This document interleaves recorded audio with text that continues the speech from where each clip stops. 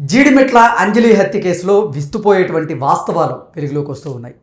అంజలి హత్య కేసులో నిందితులుగా ఉన్న ఆ ముగ్గురు మొదటి ప్రయత్నంలో హత్య చేయడంలో విఫలమయ్యారని, రెండవ ప్రయత్నంలో భాగంగా హత్య చేశారు అనేటువంటి వార్తలు ఇప్పుడు సోషల్ మీడియాలో చక్కర్లు కొడుతున్న నేపథ్యంలో అసలు ఈ హత్యకు కారణం ఏంటి, ఈ అంజలి హత్య కేసులో అప్డేట్స్ ఏంటి అనేది మనం పూర్తి స్థాయిలో విశ్లేషణ చేసుకుందాం. దాంతోపాటుగా చనిపోయినటువంటి అంజలి వ్యక్తిత్వం మీద ఇప్పుడు రకరకాలుగా భిన్నాభిప్రాయాలు, భిన్న స్వరాలు వినిపిస్తున్నటువంటి నేపథ్యంలో దాని మీద, అలాగే శివ వాళ్ళ అమ్మ అంజలి హత్య కేసు మీద ఆవిడ కూడా కొన్ని వ్యాఖ్యలు చేసినటువంటి నేపథ్యంలో ఆ వ్యాఖ్యల మీద అన్నిటి మీద కూడా మనం పూర్తి స్థాయిలో విశ్లేషణ చేసుకుందాం. ప్రస్తుతం మనతో పాటున్నారు ప్రముఖ సామాజికవేత్త, ప్రముఖ రాజకీయ విశ్లేషకులు కృష్ణకుమారి గారు. మేడంతో మాట్లాడదాం.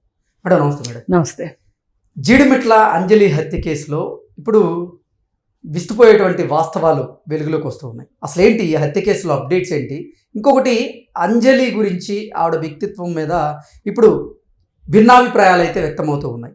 అలాగే అంజలి హత్య కేసులో నిందితులైనటువంటి శివ వాళ్ళ అమ్మ అంజలి హత్య మీద చేసినటువంటి వ్యాఖ్యలు అయితే ఉన్నాయో అవి రెండు తెలుగు రాష్ట్రాల్లో దుమారం రేపుతూ ఉన్నాయి.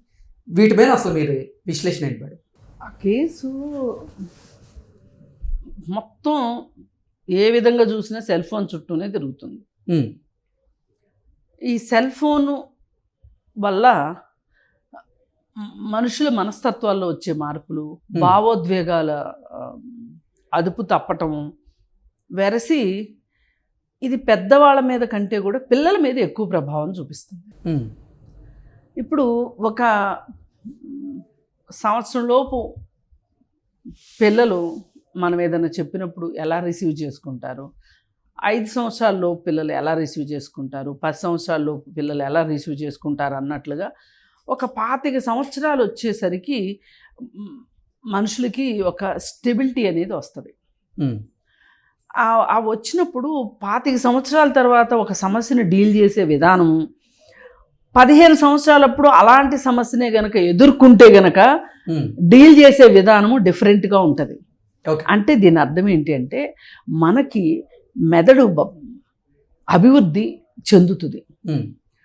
ఈ మెదడు అభివృద్ధి చెందే ప్రాసెస్లో అది మీరు అడిగినంత మాత్రాన, అవసరం అన్నంత మాత్రాన మెదడు అభివృద్ధి చెందదు. అది స్టేజ్ బై స్టేజే వెళ్తుంది మెదడు. ఇప్పుడు మనకి బాగా తినేసాం అనుకోండి, చిన్నప్పటి నుంచి బాగా పెట్టారనుకోండి, పిల్లలకి వయసుకి మించి లావు అవుతారు, పిల్లలు బరువు పెరుగుతారు, ఎత్తు అవుతారు. కానీ మెదడు మట్టుకు అది ఎదగాలన్న దాని పీరియడ్ ప్రకారమే పీరియాడికల్గానే మెదడు ఎదుగుతుంది. అయితే ఇక్కడ ఏం జరుగుతుంది, ఈ ఎదగని మనసు చిన్నపిల్లల మీద ఈ సెల్ ఫోన్ ప్రభావం చాలా ఎక్కువగా పడుతుంది. ఈ ఎక్కువగా పడటం వల్ల ఈ సెల్ ఫోన్కి ఎడిక్ట్ అయిన వాళ్ళు వీడియో గేమ్స్ అని వచ్చినాయి ఒక 20 ఏళ్ల క్రితం. ఈ వీడియో గేమ్స్ ఎప్పుడైతే స్టార్ట్ అయినాయో అప్పటి నుంచినే అసలు పిల్లల్లో ప్రవర్తన శైలికి సంబంధించిన ఇబ్బందులు తలెత్తడం మొదలెట్టినాయి. అది అయిపోయిన తర్వాత ఈ సెల్ ఫోను ఇప్పుడు చాలా వేగం వచ్చేసింది, అవసరానికి మించిన వేగం. ఈ వేగం వచ్చేసే దానివల్ల ఏం జరుగుతుంది అని అంటే, ఇప్పుడు వేగంగా చేయాల్సిన పనులు ఉంటాయి, మనం నిబ్బరంగా చేయాల్సిన పనులు ఉంటాయి.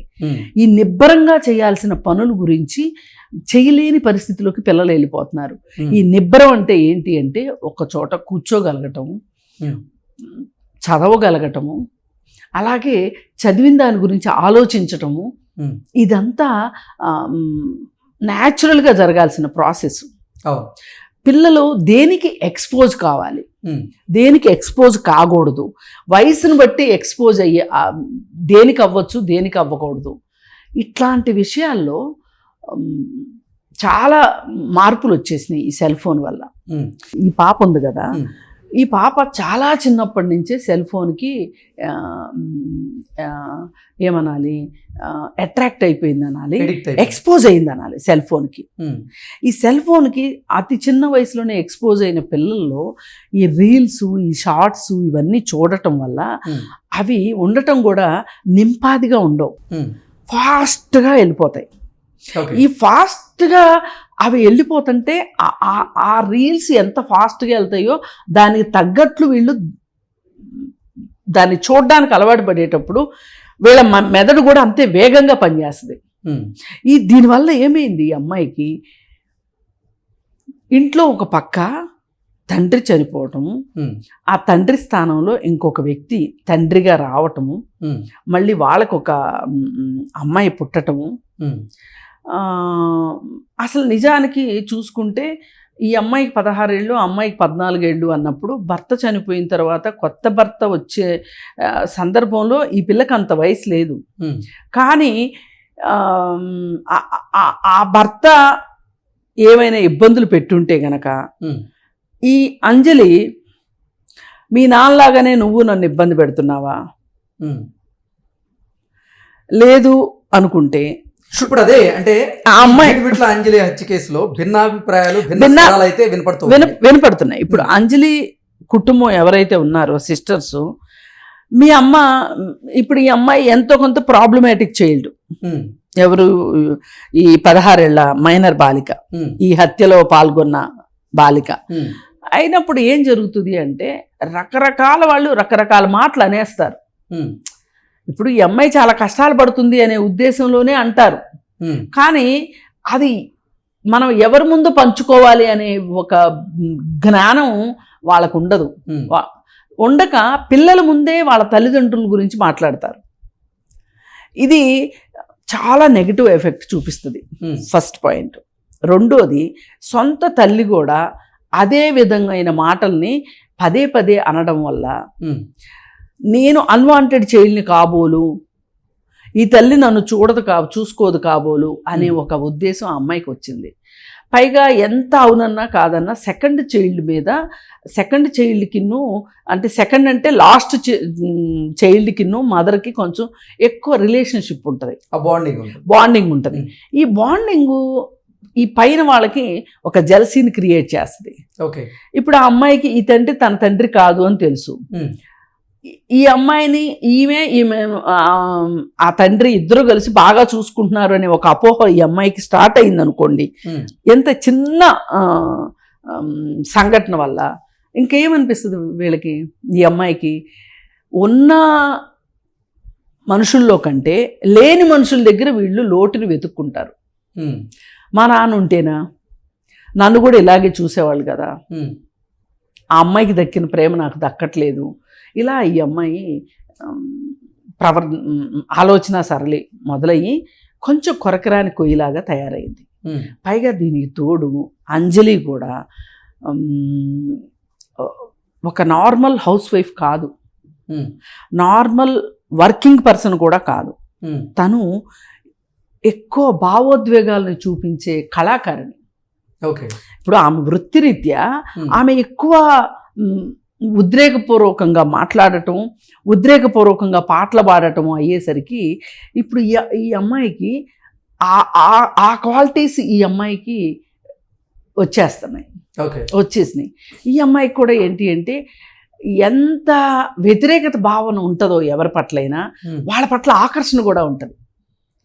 ఇప్పుడు వాళ్ళ అమ్మ పట్ల ఒక పక్కన వ్యతిరేక భావన ఉంది, అలాగే ఆకర్షణ కూడా ఉంది. అందుకని ఈ వ్యతిరేక భావన ఆకర్షణ ఈ రెండు ఒక స్ట్రగుల్ అయిపోయినాయి ఈ చిన్నపిల్లకి. ఆ స్ట్రగుల్లో నుంచే మాట వినకపోవటము, మొండితనము ఇవన్నీ వచ్చేసినాయి ఈ పిల్లకి. ఈ వచ్చేయడం వల్ల 7th క్లాస్లో ఈ పిల్ల పోలీస్ స్టేషన్కి వెళ్ళి మా అమ్మ నన్ను బాగా కొడుతుంది, నన్ను సరిగ్గా చూసుకోవట్లేదు అని వాళ్ళ అమ్మ మీద కంప్లైంట్ ఇచ్చేంత పెద్దదయింది. జనరల్గా పిల్లలు సాహసించరు.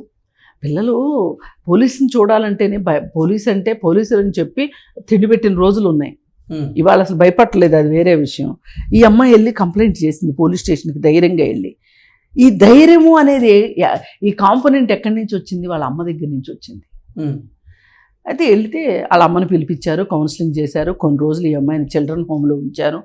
అదే చిల్డ్రన్ హోమ్లో కంటిన్యూ చేసి ఉంటే కూడా పరిస్థితి ఎలా ఉండేదో తెలియదు. సరే కొన్ని రోజులు పోయిన తర్వాత మళ్ళీ ఇంటికి వచ్చింది.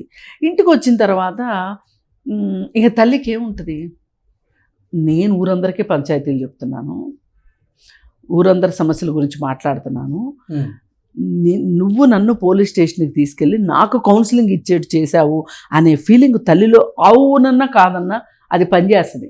వీళ్ళిద్దరు రిలేషన్ మీద అది అది బాగా ఎఫెక్ట్ పనిచేసింది. ఆ తర్వాత మరింతగా ఆమె స్ట్రిక్ట్ చేయడం మొదలెట్టి వాళ్ళ అమ్మాయిని ఏమి అనలేని పరిస్థితుల్లో, ఏమి చెయ్యలేని పరిస్థితుల్లో పోయిన సంవత్సరం వెళ్ళి స్కూల్ హెడ్ మాస్టర్ మీద తగాదా పెట్టుకుంది ఈ అంజలి. ఏమని, మా అమ్మాయి స్కూల్కి ఫోన్ పట్టుకొస్తుంది, మీరు ఎందుకు ఎలవ్ చేస్తున్నారు అని. సరే, ఆ విషయంలో ఇద్దరికి ఆర్గ్యుమెంట్ జరిగింది, ఆ హెడ్ మాస్టర్కి ఆవిడకి. ఈ విషయంలో నేను కూడా హెడ్ మాస్టర్ వైపే ఉంటా. ఓకే. ఎందుకంటే ఇప్పుడు మీ ఇంట్లో ఇద్దరు పిల్లలు ఉంటారు, మీ ఇద్దరికి పిల్లలకి ఫోన్ అందనివ్వకపోవటము అనేది మీ ఇంట్లో పరిస్థితి. ఈ ఫోన్ తీసుకురావడము, అసలు మైనర్ చేతికి ఫోన్ ఎందుకు ఇచ్చావు అనేది ఈ అమ్మాయిని అడగాల్సిన ప్రశ్న, అంజలిని అడగాల్సిన ప్రశ్న. అంజలి వెళ్ళి ఏం చేసింది, తను ఎక్కడ బాధ్యతగా ఉండాలో అది పక్కన పెట్టి మాస్టర్ దగ్గరికి వెళ్ళి మీరెందుకు ఫోన్ తీసుకురానిస్తున్నారు అని చెప్పి, అంటే సమస్య ఒక చోట ఉంటే పరిష్కారం ఇంకొక చోట వెతికింది అనేది క్లియర్ కట్గా మనకు అంజలి చేతగానితనాన్ని హెడ్ మాస్టర్ మీద తన నిస్సహాయత మళ్ళీ ఇంకా గట్టిగా చేస్తే మళ్ళీ పోలీస్ స్టేషన్కి వెళ్తుందేమో పిల్ల, మళ్ళీ కంప్లైంట్ చేస్తేమో. ఒక రకంగా ఏంటంటే ఈ అమ్మాయి బ్లాక్మెయిల్ చేయడము అనేది అక్కడి నుంచే మొదలైంది. ఈ 7th క్లాస్ నుంచి బ్లాక్మెయిల్ చేయటం, తల్లిని బ్లాక్మెయిల్ చేయటం అనేది. అందుకని ఈమె కొంచెం బ్యాలెన్స్డ్గా ఉండాలి, కొంచెం ఆ అమ్మాయికి నెమ్మదిగా చెప్పుకుంటా ఉండాలి అనే ఒక ప్రాసెస్లో అది వాళ్ళమ్మ చేతగానితనంగా తీసేసుకుంది ఈ అమ్మాయి. అంటే నా దగ్గర లొంగిపోతుంది మా అమ్మ అనే ఫీలింగ్ని ఆ పిల్ల ఎంజాయ్ చేయటం మొదలెట్టి ఇంకాస్త ఎక్కువ చేయడం మొదలెట్టింది. చేసి ఇంకా దానికి పరాకాష్ట 8 నెలల క్రితం ఇన్స్టాగ్రామ్లో ఈ అబ్బాయి పరిచయం అయ్యాడు. పరిచయం అయిన దగ్గర నుంచి మరి వీళ్ళమ్మ దగ్గర నుంచి ఈ అమ్మాయికి ప్రేమ కావాలని ఉంటుంది, మళ్ళీ వద్దని ఉంటుంది. ఈ ఊగిస్లాట్లో వాళ్ళ అమ్మకి ఈ పిల్ల దగ్గర కాలేకపోయింది. ఇప్పుడు ఈ అమ్మాయికి ఒక అటెన్షన్ కావాలి, ఒక ప్రేమ కావాలి, ఒక పట్టించుకునే ఒక వ్యక్తి కావాల్సి వచ్చేసాడు. మరి అవతల వాడు పని పాట లేకుండా ఉన్నాడు. ఇప్పుడు తల్లి కంటే బోల్డ్ బాధ్యతలు ఉంటాయి. వంట చేయాలి, వీళ్ళని స్కూలుకు పంపించాలి, మళ్ళీ ఆమె కళాకారిణిగా ఆమె ఉద్యోగం చేస్తుంది, ఆ పనులు చూసుకోవాలి. వీటన్నిటి మధ్యలో తిన్నావా, తాగావా, పడుకున్నావా, పళ్ళు తోముకున్నావా, ఇవన్నీ అడిగే వ్యవధానం ఎక్కడుంటుంది తల్లికి. వాడంటే పని పాట లేకుండా ఉన్నాడు. 24 గంటల సొల్లు, అంతకంటే ఏముంటుంది చెప్పండి. వాడికేంటి, అసలు ఒక అమ్మాయి నా అటెన్షన్ కోరుకుంటుందంటే నేనెంత హీరోని అని వాడు ఫీల్ అవుతున్నాడు అటుపక్క నుంచి. అందుకని ఇంకొంచెం ఎక్కువ అటెన్షన్ ఇవ్వటం మొదలెట్టాడు. ఈమె ఇంక దాన్ని ఎంజాయ్ చేస్తుంది, దాన్ని ఇంకొంచెం హ్యాపీనెస్ అయిపోతుంది ఈ అమ్మాయికి ఒక హ్యాపీ హార్మోన్స్ రిలీజ్ అయిపోతున్నాయి ఈ అమ్మాయికి. వాడికి కూడా నేను పవర్ఫుల్, అసలు నేను హీరోని అనే ఫీలింగ్లోకి వాడు వెళ్ళిపోతున్నాడు. వీళ్ళిద్దరి మధ్యలో ఈ విధంగా జరుగుతున్న సందర్భంలో వాళ్ళ అమ్మ గమనించి చెప్పింది. వాడు ఇంటికి వస్తే కూడా చెప్పింది, చిన్నపిల్లలు మీరు చదువుకుని స్థిరపడితే నేనే మీ పెళ్లి చేస్తాను అని చెప్పి చూసింది. అక్కడికి మంచిగానే చెప్పినట్టు లెక్క. కానీ వాడెందుకు ఊరుకుంటాడు, ఎక్కువ ఇంటికి రావటం, ఈ అమ్మాయిని వీలైనప్పుడల్లా ఏదో ఒక అబద్ధాలు చెప్పి ఈ అమ్మాయి బయటికి వెళ్ళటము. ఇది ఎంత దూరం వెళ్ళింది అంటే ఎవరింట్లోనో పెళ్ళి నేను వెళ్తాను అని ఈ పిల్ల పేచీ పెట్టడం. ఈ పిల్ల పేచీ పెడితే ఇక వాళ్ళమ్మ సర్లే ఎందుకైనా మంచిది, దీనికి ఒక ఏం జరిగిందో చెప్పే మనిషి ఒకటి దొరుకుతుంది నాకు అని చెప్పి ఈ చెల్లెళ్ళు ఇచ్చి పంపించింది. ఒకసారి అక్క చెల్లెళ్ళు ఇద్దరు వెళ్ళి శివ వాళ్ళ ఇంటికి వెళ్ళారు. శివ వాళ్ళ ఇంటికి వెళ్తే వెళ్ళి వచ్చిన తర్వాత ఈ అమ్మాయికి అర్థమైపోయింది ఇది చాలా దూరం వెళ్తుంది అనేది అర్థమైపోయి ఇంకాస్త రిస్ట్రిక్షన్ మొదలెట్టేసరికి అమ్మో ఈ రిస్ట్రిక్షన్స్ నేను తట్టుకోలేను అని చెప్పి ఇంట్లోంచి వెళ్ళిపోయింది. వెళ్ళిపోతే వాడు వాళ్ళ అమ్మమ్మ ఇంట్లో 2 రోజులు, మళ్ళీ వాళ్ళ మేనమామ తిడితే అక్కడి నుంచి మళ్ళీ వాళ్ళ అమ్మా నాన్న దగ్గరికి తీసుకొని వెళ్ళాడు ఈ అమ్మాయిని. తీసుకొని వెళ్తే వాళ్ళు క్లియర్గా చెప్పారు, ఏమనంటే వాళ్ళ నాన్న చెప్పాడు, వాళ్ళ అమ్మ చెప్పలేదు. కానీ నువ్వు వద్దు, పంపించేసేసేయి, పెళ్ళికి వచ్చి మన ఇంటికి వచ్చారు అని ఏదో అబద్ధాలు చెప్పాడు. ఇది అయినా సరే పంపించేసేయమంటే సాయంకాలం వాడి ఇంటికి వచ్చేసరికి కూడా ఆ తండ్రి పని నుంచి ఇంటికి వచ్చేసరికి కూడా వీడు పంపకుండా అట్లాగే ఉంచుకున్నాడు. ఉంచుకునేసరికి ఈలోపు వీళ్ళమ్మ కంప్లైంట్ పెట్టింది. ఆ సెల్ ఫోన్ సిగ్నల్స్ ద్వారా ఎక్కడున్నారో పోలీసులు వెళ్ళారు. అక్కడ కొంచెం గట్టిగా మాట్లాడి తీసుకొచ్చారు. తీసుకొచ్చి వీడికి ఒక నోటీస్ ఇచ్చి వీడిని పంపించారు. ఈ అమ్మాయిని ఇంటికి పంపించారు. తల్లికిచ్చి ఈ అమ్మాయిని పంపించారు. ఇక్కడ జరిగింది మిస్టేక్. ఓకే, పోలీసులు అలా చేయకూడదు. ఎందుకంటే అతను మేజర్, ఆ పిల్లాడు, ఈ పిల్ల మైనరు. 3 రోజులు వీళ్ళిద్దరు కలిసి ఉన్నారు. అది కిడ్నాప్ కేసు అని పెట్టారు. కిడ్నాప్ కేసు ఒక మేజరు ఒక మైనర్ని తీసుకెళ్ళినప్పుడు ఏం చేయాలి? పోక్సో కేసు పెట్టాలి. వీళ్ళు ఎందుకు పెట్టలేదు పోక్సో కేసు? పెట్టలా. ఇంటికి పంపించారు. ఇంటికి పంపించేసరికి ఇక ఈ అమ్మాయి నన్ను బలవంతంగా ఇంటికి తీసుకొచ్చుకుంటుందా అని ఈ పిల్లకి కోపం.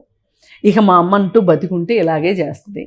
ఇక వాడికి ఏమనిపిస్తుంది, ఇంతలా ఒక అమ్మాయి నా కోసం వచ్చేస్తాను అంటుంది, రానివ్వకోకుండా ఆవిడే అడ్డుపడుతుంది అని వీళ్ళిద్దరూ కలిసి ఆలోచించుకుని, ఎవ్వరు ఎక్కువ కాదు ఎవ్వరు తక్కువ కాదు, ఇద్దరు కలిసి ఆలోచించుకొని ఈ కార్యక్రమం చేయడానికి డిసైడ్ అయ్యారు.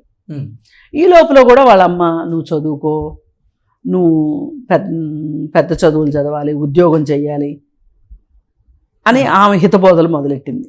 ఇప్పుడు ఆ హితబోధలు తీసుకునే పరిస్థితిలో లేరు. ఎందుకంటే మీకు మొదట్లోనే నేను ఇంట్రడక్షన్లోనే చెప్పినట్లు వీళ్ళు ఒక వేగానికి అలవాటు పడిపోయారు. ఓకే, ఈ ఫోన్ వల్ల ఎడిక్షను అది. దానిలో అక్కడ వచ్చే సంతోషం వాళ్ళకి మామూలు జీవితాల్లో రావట్లే. అందుకని అతనితో ఉంటేనే నేను బాగుంటాను అనే ఒక పద్ధతిలోకి ఈ అమ్మాయి వెళ్ళి మొత్తానికి ఆపరేషన్ స్టార్ట్ చేశారు. అంటే అంజలి హత్య కేసులో నిందితులుగా ఉన్న ఈ ముగ్గురు కూడా మొదటి ప్రయత్నంలో భాగంగా హత్య చేయడంలో విఫలమయ్యారని, మళ్ళీ ఆ ఇద్దరిని పిలిపించి అమ్మాయే వీళ్ళు అనుభవం లేని వాళ్ళు కదా, ఆమె సృహద పడిపోతే చచ్చిపోయింది అనుకున్నారు. ఓకే, అనుకుని వెళ్ళిపోయారు. వెళ్ళిపోయిన తర్వాత ఆమె కొంచెం కదలటం మొదలెట్టేసరికి మళ్ళీ ఫోన్ చేసి పిలిచింది. చెల్లెల్నేమో గేట్ దగ్గర కాపలా పెట్టింది. అంటే ఎవరినో పిలుచుకుని రమ్మంది, నువ్వు ఇంట్లోకి రాకు అని చెప్పింది. ఇక ఈ లోపు చనిపోయేదాకా వీళ్ళు ముగ్గురు కలిసి ఆమెని హింసించారనే చెప్పుకోవచ్చు. చచ్చిపోయిన తర్వాత వాళ్ళిద్దరు వెళ్ళిపోయిన తర్వాత ఇప్పుడు ఈ పిల్ల అమ్మని 108 పిలుస్తాం, పోలీసులకు ఫోన్ చేస్తాం, అది చేస్తాం ఇది చేస్తాం అంటే ఈ పిల్ల అట్లా కాదు, ఉండు అని చెప్పి కాలయాపన చేసింది. చివరికి ఎట్లయితే ఎవరో ఒకళ్ళు 108కో 100కో కాల్ చేశారు. ఇప్పుడు ఇక్కడ వీళ్ళు ఇలా తయారవడానికి మనం పదే సెల్ ఫోనే అని అనుకోవడానికి కారణం ఏంటి అంటే, ఈ ఉద్వేగాల మీద అదుపు లేకుండా చిన్నప్పటి నుంచి, ఇప్పుడు నాకు తెలిసి ఈ పిల్లకి 16 ఏళ్ళు అంటే, ఈ పిల్ల పుట్టినప్పటి నుంచి సెల్ ఫోన్ ఉంది వాళ్ళ ఇంట్లో. ఉండేసరికి సెల్ ఫోన్కి ఫుల్ ఎక్స్పోజ్ అయిపోయింది ఈ అమ్మాయి. ఓకే, అయిపోవటం వల్ల ఈ విధమైన మార్పులన్నీ వచ్చేసేసి, పైగా ఇంట్లో ఉన్న పరిస్థితులు, మెయిన్ తల్లి పోకడ ఈ పిల్లకి నచ్చల. అంటే అంజలి మీద కూడా భిన్న స్వరాలు వినపడుతూ ఉన్నాయి. అంటే ఎన్ని స్వరాలు వినిపించినా అండి, ఒకటి ఇక్కడ 2 పెళ్ళిళ్ళు చేసుకుంది అని మాట్లాడుతున్నారు. ఒక భర్త చనిపోతేనే కదా ఇంకో పెళ్లి చేసుకుంది. దాని గురించి అంటే ఇప్పుడు ఆవిడ వ్యక్తిత్వం గురించి కూడా ఇప్పుడు ఒకటండి, ఆమె ఒక చిన్నపాటి బస్తీ లీడర్ లాగా ఉంది. బస్తీ లీడర్గా ఉన్నప్పుడు అందరికీ న్యాయం చేయటం అనేది జరగదు. ఇప్పుడు ఆమె ఎవరింట్లో అయితే ఉండి బయటకు వచ్చిందో ఆమె ఎక్కువ ఆరోపణలు చేస్తుంది ఈమె మీద.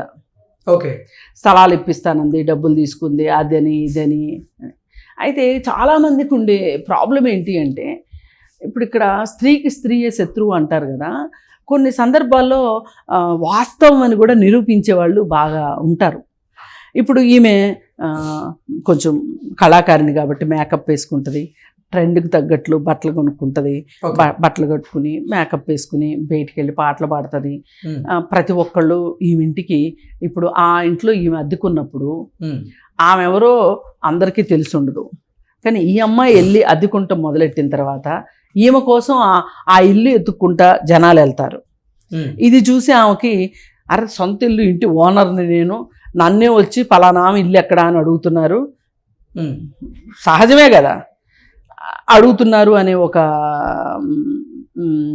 చిన్నపాటి ఈర్ష్య కూడా ఉండే అవకాశం ఉంటుంది.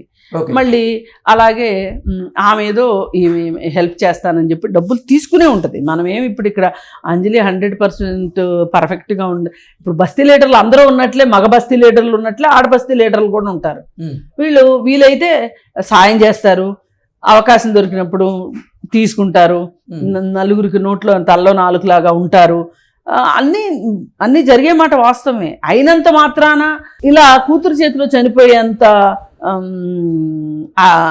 చనిపోవాల్సిన అవసరం ఉందా అమ్మాయి ఆమెకి?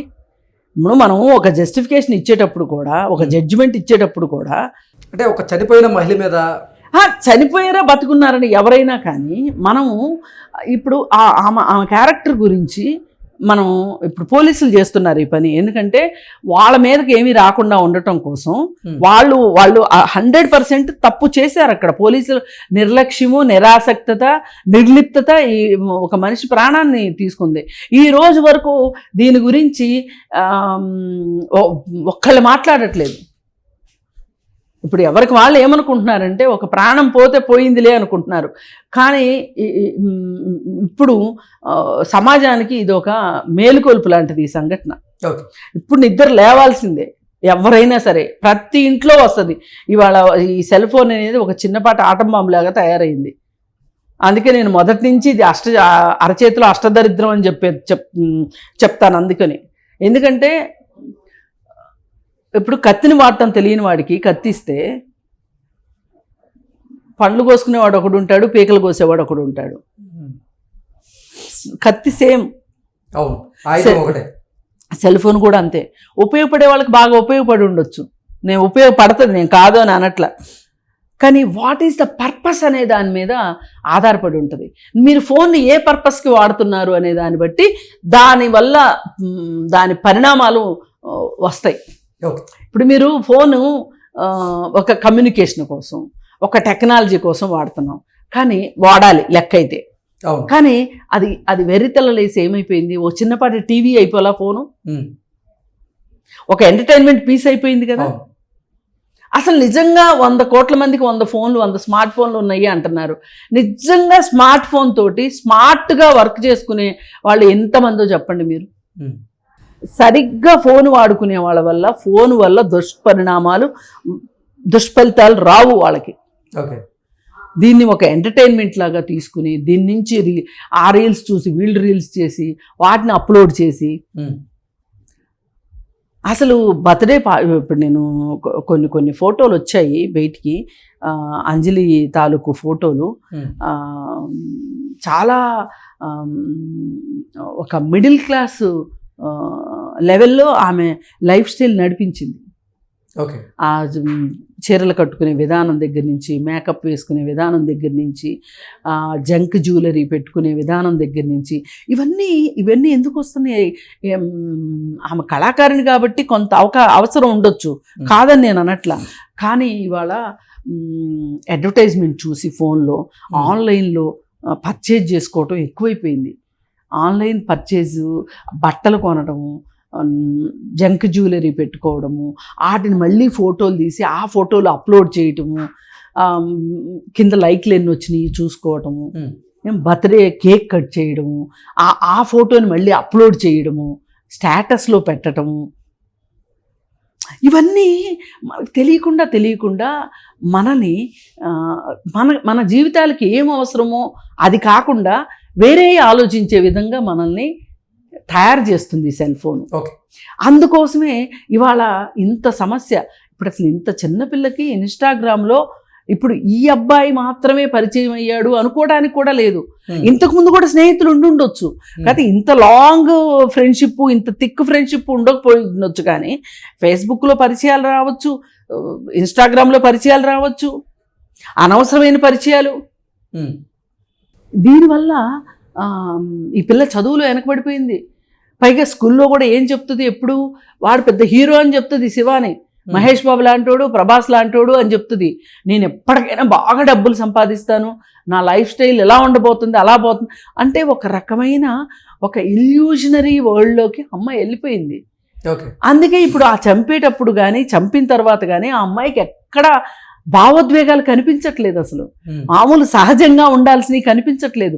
ఆ పోలీస్ స్టేషన్లో కుర్చీలో కూర్చున్న ఆ విధానం చూస్తే ఎవరో కంప్లైంట్ ఇవ్వడానికని వెళితే తోడెళ్ళిన ఆవిడ కూర్చున్నట్లు కూర్చుందో తప్పితే తాను ఒక నిందితురాల్ని అనే ఒక ఫీలింగ్లో ఆ పిల్ల లేదు. అసలు ఆ పిల్ల ప్రపంచమే వేరుగుంది. అంటే ఇలా ఇలా ఎందుకు తయారైంది అనే దాని మీద మనం ఆలోచించకపోతే ఇవాళ కింది స్థాయి ఆర్థిక పరిస్థితులు ఉన్న ఇళ్లలో వీళ్ళకి సరిగా చదువు అబ్బక ఇప్పుడు ఇళ్లల్లో పాచి పనులు చేసుకునే వాళ్ళు ఉంటారు. వాళ్ళని డొమెస్టిక్ హెల్పర్స్ అంటాం మనం. ఈ డొమెస్టిక్ హెల్పర్స్ పిల్లలు గనక చదువుకుని చిన్నపాటి ఉద్యోగం చేసేలాగాను, లేకపోతే ఏ బ్యూటిషియన్ కోర్సులో, లేకపోతే జూట్ బ్యాగులు తయారు చేసేదో, లేకపోతే టైలరింగు ఏదో ఒకటి చేసుకొని వాళ్ళ కాళ్ళ మీద వాళ్ళు నిలబడ్డారా నయం. ఒకవేళ అలా వెళ్ళలేదనుకోండి, వాళ్ళు వాళ్ళ తల్లి వెళ్ళినట్టు డొమెస్టిక్ వర్క్కి వెళ్ళలేరు, వెళ్ళరు. ఓకే. ఇటు వీళ్ళకిలాగా తల్లి కష్టపడి పెంచిన దానికి ఇంకొక మెట్టు ఎక్కినట్టు కదా వీళ్ళు. డొమెస్టిక్ వర్క్ కంటే కూడా ఇంకొక మెట్టు ఎక్కి ముందుకెళ్ళి వీళ్ళు జీవితాల్లో స్థిరపడినట్లు కదా. ఇప్పుడు అటు జీవితాల్లోనూ స్థిరపడక ఇటు డొమెస్టిక్ వర్క్కి వెళ్ళక వీళ్ళ మధ్యలో ఏమవ్వాలి చెప్పండి? ఊగిసలాడాలి, త్రిశంకు స్వర్గంలో ఉండాలి. ఇప్పుడు ఇవాళ ఈ ఈ తక్కువ ఆదాయ వర్గాల్లో ఉన్న వాళ్ళ పిల్లలు, అబ్బాయిలు కావచ్చు అమ్మాయిలు కావచ్చు, త్రిశంకు స్వర్గంలో ఉన్నారు. ఈ వీళ్ళ వల్ల వాళ్ళకి నష్టం, తల్లిదండ్రులకి నష్టము, సమాజానికి నష్టం. ఎందుకంటే వాళ్ళకి అసలు ఒక భయము, ఒక బెరుకు, ఒక తప్పు ఒప్పు, మంచి చెడు, చట్టము, ఇవన్నీ బాధ్యత ఇవన్నీ ఏం తెలియని వాళ్ళు ఏమవుతారు? ఇట్లాంటి వాళ్ళే గంజాయి పెడ్లర్లుగా మారేది. అలాగే ఈ బ్రాందీ షాపుల్లో చిన్న చిన్న పనులు చేయటానికి కుదిరేది, హోటల్స్లో చిన్న చిన్న పనులు చేయటానికి కుదిరేది, క్లబ్బుల్లో చిన్న చిన్న పనులు చేయడానికి కుదిరేది. వీళ్ళు ఏంటంటే వాళ్ళ ఫాదర్ చేసిన పని, వాళ్ళ మదర్ చేసిన పని వీళ్ళు చేయరు. అలా అని కొంచెం ఉన్నత స్థాయికి వెళ్తారా అంటే, ఇంకొంచెం పై మెట్టుకెక్కుతారా అంటే ఎక్కరు.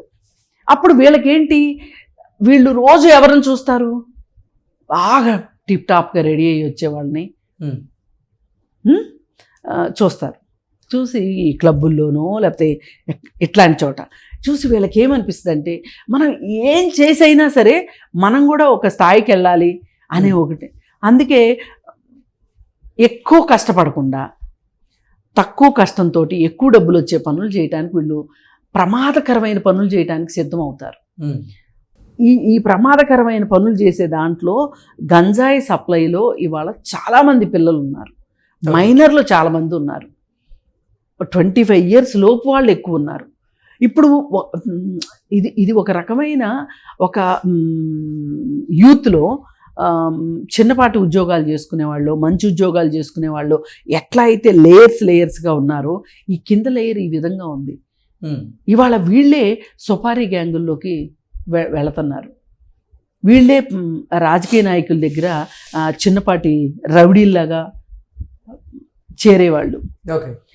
అంటే మనం ఇదంతా ఎందుకు ఇంత విశదీకరణగా మాట్లాడుకోవాల్సి వస్తుంది అంటే, అసలు సమాజంలో పుడుతూ నేరస్తులు పుడతారా? సమాజం తయారు చేస్తుంది నేరస్తులు. ఇది ఈ నేరస్తులకి బాధ్యత వహించాల్సింది సమాజము, ప్రభుత్వం. అందుకే పైగా ఇంకొక దారుణం ఏంటి అంటే, వాళ్ళకి వాళ్ళు ఏ పరిస్థితిలో ఉన్నారో వాళ్ళకి తెలియదు. అసలు మనం ఎందుకు ఇలా ఉన్నాము అనేది వాళ్ళకి అర్థం కాదు. దీనివల్ల మన జీవితాలకు ఏంటి నష్టము అనేది వాళ్ళకి అర్థం కాదు. ఇప్పుడు వీళ్ళ పక్షాన ఎవరు ఉండాలి? ఇప్పుడు ఒక మైనరు ఇంకొక మైనర్ని రేప్ చేస్తున్నారు అంటే, ఒక పేదవాడు ఇంకొక పేదవాడుని బలి తీసుకుంటున్నాడు అంటే ఎంత దారుణం చెప్పండి. ఇంతకంటే విషాదం ఇంకొకటి ఉండదు కదా. మరి ఈ విషాదాన్ని అర్థమయ్యేటట్లు చెప్దాము అంటే కూడా వినేవాళ్ళు లేరు. ఓకే. వినేవాళ్ళు లేరు. ఇప్పుడు మనం ఇంత ప్రయాసపడి మాట్లాడుతున్నామా, ఒక సమస్యకి ఇంకొక సమస్యకి లింక్ పెట్టి మనం మాట్లాడి ఇంత చెప్తూ ఉంటే ఈ వీడియో ఎంతమంది చూస్తారనేది నాకు డౌటే. ఓకే. ఇప్పుడు ఇవాళ పిల్లల్ని కాపాడుకోవాల్సిన తల్లిదండ్రులు, తల్లిదండ్రుల్ని కాపాడుకోవాల్సిన సమాజం అలాంటి డిమాండ్ ఉన్న పరిస్థితిలో ఉన్నాం మనం ఇవాళ.